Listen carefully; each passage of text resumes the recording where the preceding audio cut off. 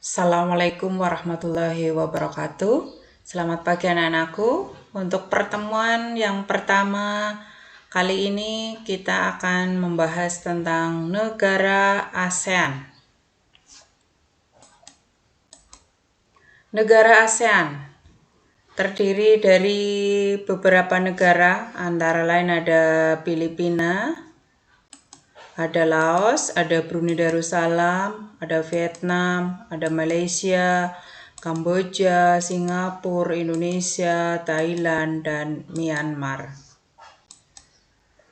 ASEAN atau Association of Southeast Asia Nation merupakan organisasi yang beranggotakan negara-negara di Asia Tenggara. ASEAN berdiri pada tanggal 8 Agustus 1967 di Bangkok, Thailand. ASEAN diprakarsai 5 negara yaitu Indonesia, Malaysia, Filipina, Singapura, dan Thailand. Saat ini ASEAN beranggotakan 10 negara yaitu Indonesia, Malaysia, Filipina, Singapura, Thailand, Brunei Darussalam, Vietnam, Laos, Myanmar, dan Kamboja. Hasil laut memberikan sumbangan cukup besar bagi pendapatan masyarakat di antara negara-negara ASEAN. Di antara anggota-anggota ASEAN lainnya hanya Laos yang tidak memiliki laut. ASEAN terletak di antara dua samudera dan dua benua. Dua samudera tersebut yaitu Hindia dan Pasifik, sedangkan dua benua yaitu Asia dan Australia. Berdasarkan bentuk secara geografis, negara-negara ASEAN memiliki ciri sebagai berikut. Kompak, yaitu berbentuk hampir seperti lingkaran, contohnya negara Kamboja. Yang B adalah fragmented, yaitu berbentuk kepulauan yang terpisah-pisah, contohnya Indonesia. Yang C adalah elongated, yaitu bentuk memanjang, contohnya negara Vietnam. Yang D, protruded, yaitu bentuknya lebih kompleks dan beragam, biasanya terdapat tangan yang memanjang, contohnya Thailand dan Myanmar. 3 danau terbesar di Indonesia adalah Danau Toba, Danau Towuti, dan Danau Sentani.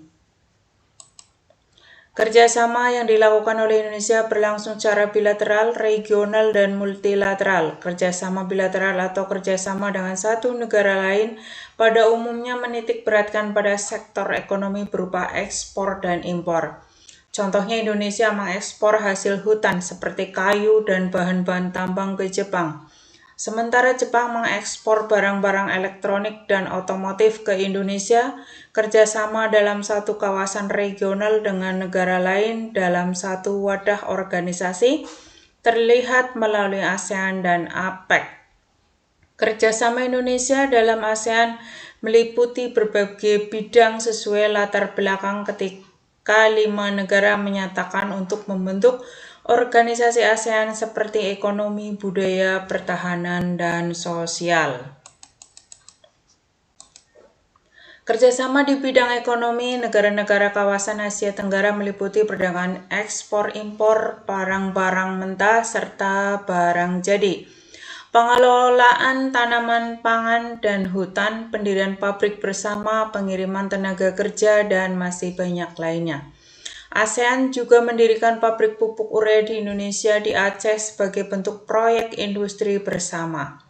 Agar terjaga stabilitas kawasan dilakukan kerjasama politik dan keamanan yang dimulai sejak pertemuan para menteri luar negeri negara anggota ASEAN di Kuala Lumpur tanggal 27 November 1971.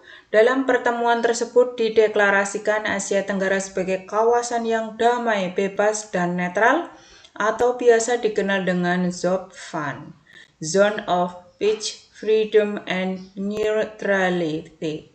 Salah satu contoh kerjasama pertahanan keamanan ini yaitu mengadakan perjanjian ekstradisi, penyerahan pelarian yang tertangkap kepada negara asal antar negara anggota ASEAN dan kesepakatan kawasan bebas senjata nuklir.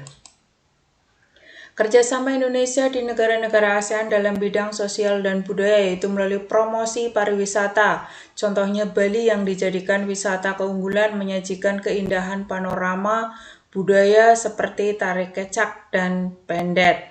Dan wisata kuliner, selain itu Indonesia mengekspor kerajinan seni ukir kayu seperti kerajinan mebel dari Jepara ke beberapa negara di Asia Tenggara seperti Thailand dan Malaysia.